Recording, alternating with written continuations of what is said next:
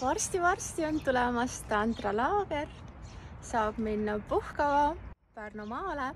Ma rendin puhkemaja Pärnu jõe kaldal, see asub looduskaitsealal. Me oleme seal täiesti üksi, nii et keegi meid ei sega meie tantrapraktikatega ja saunarituaalidega. Majutus on siis puhkekeskuses ehk telke ei ole vaja kaasa tuua. Kohapeal me siis sööme kõik need päevad vegan ja toortoitu. Proovime süüa rohkem toortoitu, et võimalikult rohkem puhastada keha ja paremini tunda energiaid meie enda sees ja meie ümber.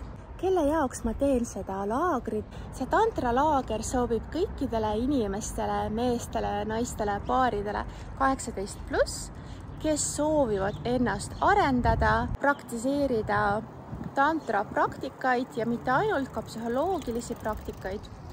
Tahavad kas tutvuda tantramaailmaga või siis edasi areneda tantramaailmas.